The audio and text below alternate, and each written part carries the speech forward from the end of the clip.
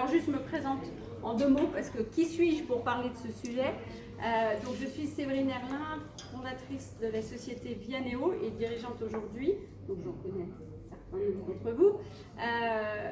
Vianeo qui est une société d'ailleurs qui a pris racine à Schema il y a un peu plus de 15 ans, 16 ans, qui a été créé il y a 16 ans, en cofondation avec un enseignant chercheur Dominique Bian de Schema, sur une base en fait d'une méthodologie de business design que l'on a exploitée entre guillemets, qui a fait l'objet d'une thèse et qui aujourd'hui est devenu le cœur de notre ADN.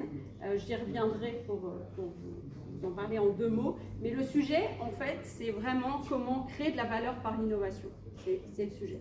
Et donc dans notre chemin autour de ce vaste problème à résoudre pour toute entreprise aujourd'hui, on s'adresse à des organisations. Alors on s'est longtemps adressé à des startups via des incubateurs, l'incubateur PACAS qui utilise notre solution, beaucoup de centres de recherche aussi, le CEA, le CNRS, donc toutes ces personnes-là qui sont centrées sur l'émergence vraiment d'innovation en étant concentrées dessus.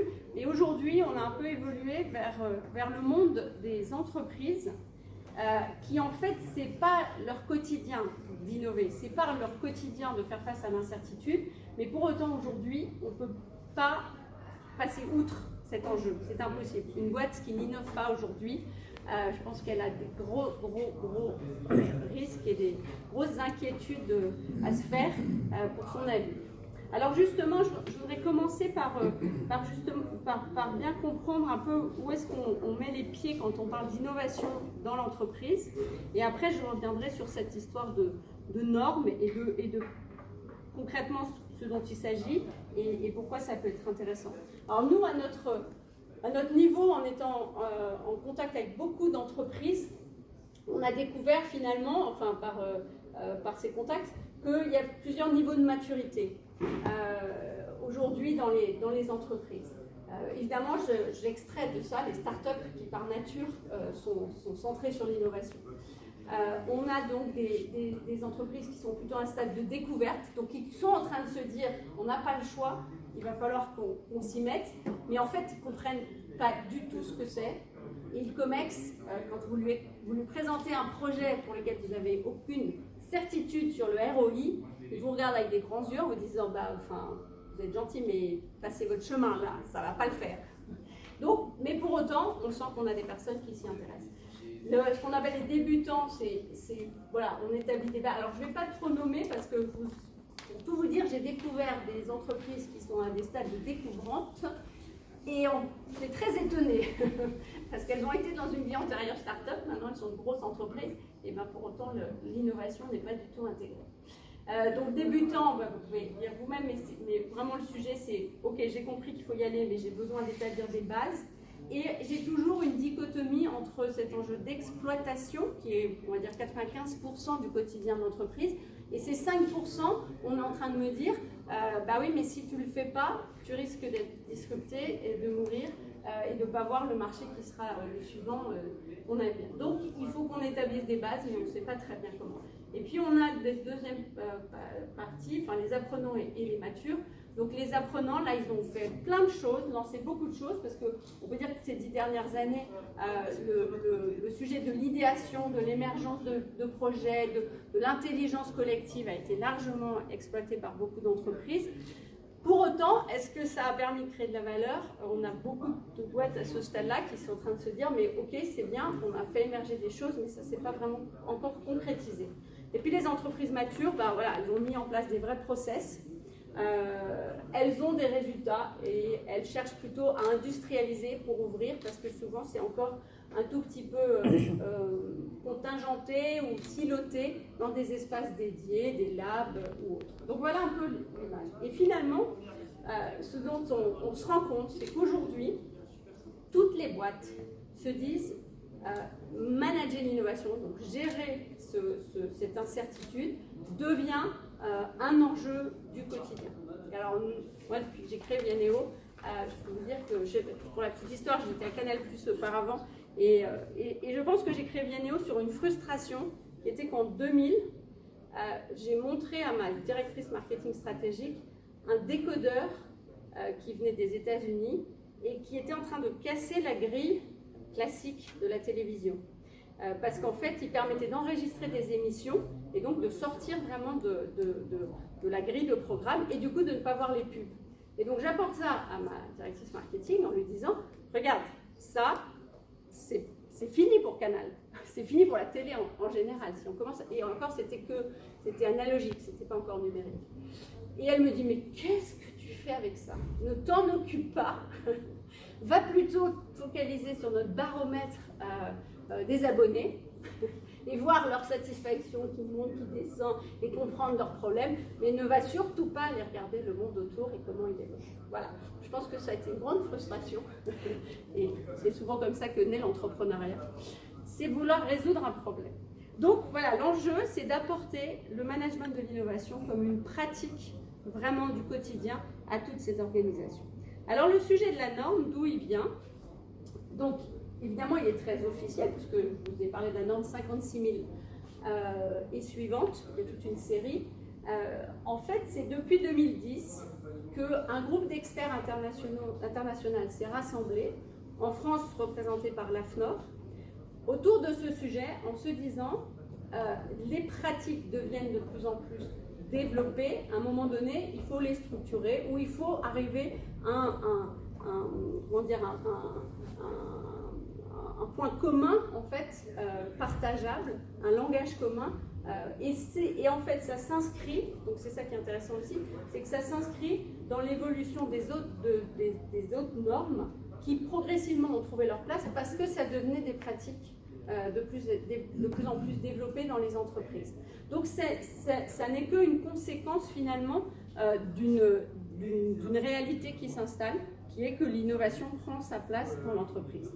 Et donc pour ce faire, l'ISO en fait a déterminé un cadre pour les normes de management qui est complètement décrit en bleu dans les normes et on ne peut pas le bouger. Ça décrit les chapitres en fait de cette norme. Et l'idée de ces experts qui ont commencé à se rassembler, c'est de évidemment partir de là, parce qu'on n'a pas le choix, mais d'y adapter et de rajouter du texte en noir, c'est de la pratique, qui va être spécifique vraiment au sujet de l'innovation. Voilà l'histoire, et donc ça a rassemblé un comité, le comité ISO TC 279. Dans ce monde de l'ISO, on aime énormément les acronymes, les chiffres, les trucs incompréhensibles, qui du coup, voilà, 55 membres participants, je pense qu'ils sont au moins une cinquantaine de pays à travers le monde. Et donc, personnellement, il y a 2 ans, voyant ce train se consolider, je vais revenir sur le contenu vraiment de cette normalisation, comme je suis très curieuse par nature, je me suis dit qu'est-ce qui se passe là-dedans, et bon, plutôt que de regarder le train qui passe, j'ai choisi de m'impliquer dans le comité français de la norme, et puis je me suis retrouvée être la représentante de l'AFNOR au niveau international. Et donc ça fait 2 ans que j'ai eu la chance d'aller en Autriche, à Mexico, à Barcelone, à Londres, pour passer des semaines entières à travailler à la rédaction de cette norme. Alors autant vous dire qu'au départ, venant pas du tout du monde de la qualité, il a vraiment fallu que je crée un réseau de neurones très très nouveau. C'est bien, ça permet de garder l'esprit agile, parce que justement pour comprendre tout ce contexte de normalisation très, très spécifique. Alors qu'est-ce qu'on a normé et où en est cette norme? Vous voyez, depuis septembre 2020, il y a eu une proposition. Alors, elle ne venait pas de nulle part, cette proposition, puisqu'en fait, auparavant, il y a eu la norme 56002, qui est une norme de recommandation, qui avait été travaillée depuis 2010 et qui a été publiée en 2019. Et donc, on est parti de ce travail-là, mais qui est assez épais, assez indigeste. Lire ça de manière linéaire, c'est horrible. Et donc l'idée, c'était, à partir de cette proposition, de faire tout un travail d'analyse, de commentaires, pour arriver à un document, évidemment, pour lequel on a un consensus. Et donc aujourd'hui, on en est au stade où ça y est, le document a été déposé à l'ISDO. Il est en stade d'approbation, donc d'analyse par les experts de l'ISDO. Et normalement, le 9 septembre 2024, il sera publié. Et donc, ce qui a été très intéressant dans cet exercice, et pour vous rassurer en fait sur ce sujet de normalisation de l'innovation, c'est que déjà il y a un point important, c'est qu'il y avait dans la salle entre guillemets et aussi à distance, tout le monde ne pourra pas se déplacer, autant de personnes représentant les qualiticiens, donc eux, voilà, qui cherchent à auditer, c'est leur métier, des pratiques, que des experts de l'innovation. Donc un partage d'analyse qui était du coup et de regard qui était assez équilibré. Et donc c'est pour ça que voilà, toutes les décisions étaient toujours sur ces deux pans. On s'assure qu'on est bien dans les clous de la normalisation et en même temps on s'assure que ce qu'on est en train de raconter, c'est pas n'importe quoi et on va vraiment le spécifier. Notamment, il y a un point qui est très important, c'est que dans la norme, et alors je peux vous dire qu'on n'en parle pas dans les autres normes, dans la norme management d'innovation, on parle d'incertitude. Et on a même fait changer le texte, qu'on appelle le HS, High Level Structure, celle qui dirige entre guillemets toutes les normes, pour mettre opportunité avant risque. Voilà, tout un ensemble de choses pour montrer que voilà, l'innovation, c'est avant tout prendre en compte l'incertitude, c'est avant tout gérer des opportunités et partir d'opportunités, c'est aussi des processus itératifs, enfin voilà, il y a tout un ensemble de vocabulaire. Le résultat, c'est qu'aujourd'hui, donc si vous voulez vous plonger dans le document, je vous conseille d'attendre la publication de la 56001, qui est une norme non plus de recommandation, mais d'exigence. Donc ça veut dire que les entreprises qui vont l'appliquer vont pouvoir être auditées, pas demain la veille, parce qu'encore faut-il trouver les bons auditeurs et il y aura encore quelques temps pour que tout ça se mette en place. Mais n'empêche que voilà. Et elle est, en fait, tout le travail qu'on a fait, c'est surtout de s'assurer que ce ne soit pas trop précis et que la marge de manœuvre, donc ce soit un cadre. Et donc l'enjeu, il est vraiment là. L'enjeu, en fait, il est d'apporter un référentiel pour comprendre ce que ça veut dire innover, pour intégrer le fait justement que c'est de la gestion de l'incertitude, que c'est des processus itératifs, que c'est très l'enjeu RH, l'enjeu de leadership, l'enjeu de culture innovation est fondamental, mais c'est tout.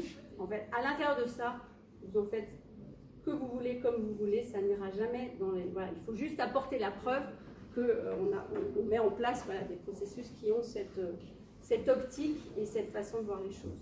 Et pour vous donner un exemple des décisions prises par consensus, donc ces travaux étaient très denses, hein, de 9h du matin à 10h. Je ne sais pas si vous avez déjà participé à la rédaction de normes.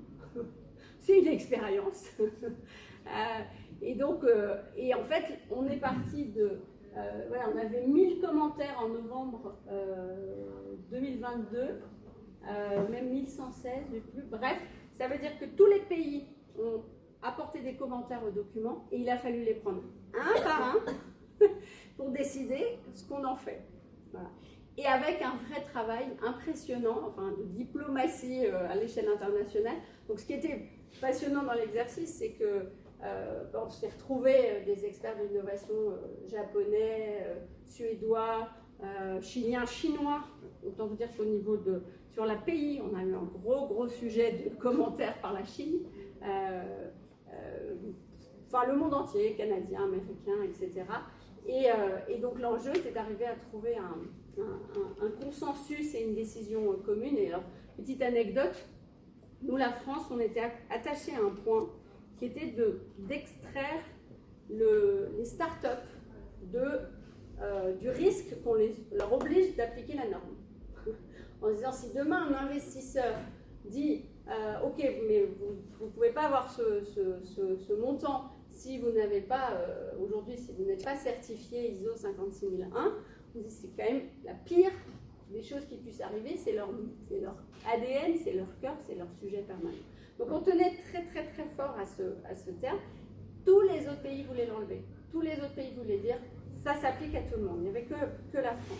Et donc là, j'ai vécu personnellement un moment de diplomatie très intense parce qu'il fallait qu'on ait un consensus et moi je tenais mordicus sur le fait qu'on ne voulait pas enlever cette phrase.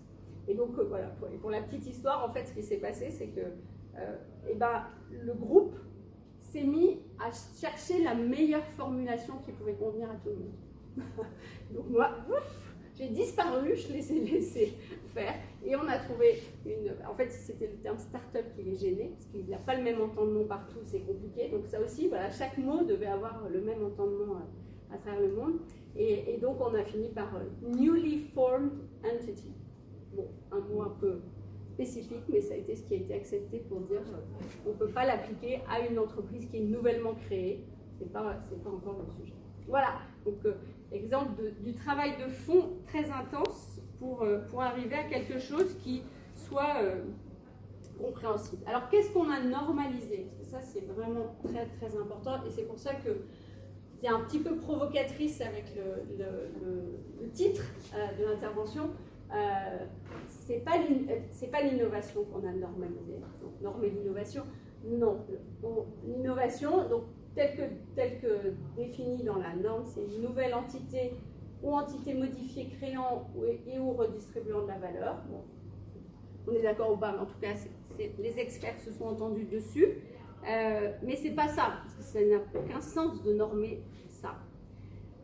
On pourrait dire on norme aussi le management de l'innovation, donc la manière par laquelle on va pouvoir mettre en œuvre les pratiques pour aboutir à l'innovation.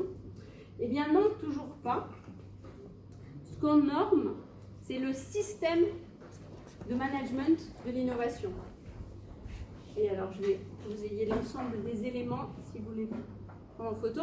Voilà, ce qu'on norme, c'est pas du tout les pratiques en tant que telles, c'est encore moins l'innovation. Ce qu'on norme, c'est le système d'organisation qui va porter l'innovation.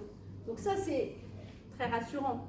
C'est qu'en fait, l'enjeu, c'est pas de dire tu innoves, tes innovations, ou l'enjeu, c'est de se dire on va forcément créer de la valeur. L'enjeu, c'est de donner toutes les chances à une organisation d'avoir ces éléments intangibles qui vont permettre l'innovation.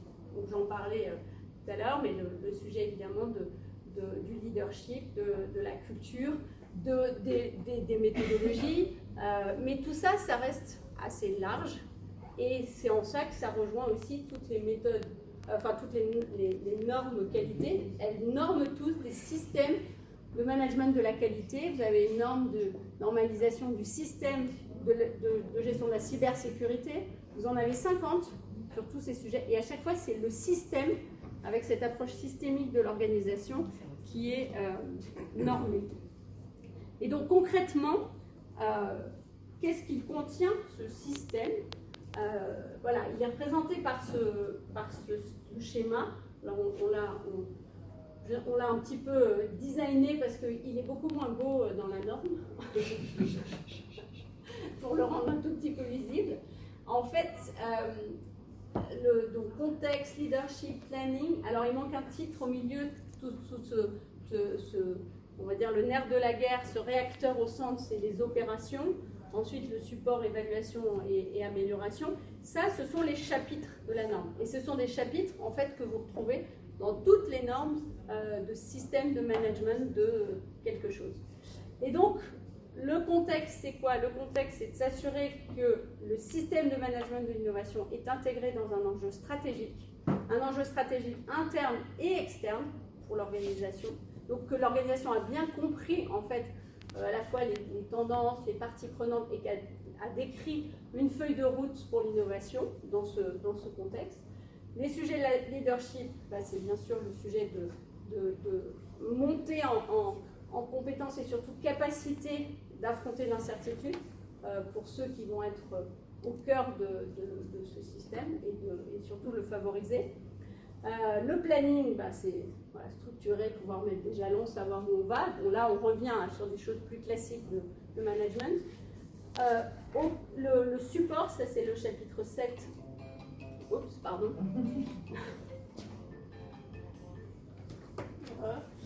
Donc le support, c'est tout ce qui va permettre l'innovation, donc les méthodes, les formations, les suivis, le knowledge management, tous ces éléments en fait qui vont vraiment aider à ce que le système au cœur fonctionne.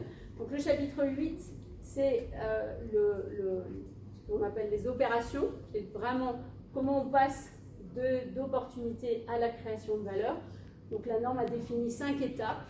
Après, l'entreprise pourra en mettre 2 ensemble. Enfin, voilà, peu importe, mais c'est des guidelines évidemment pour être sûr qu'on passe. Et puis c'est itératif.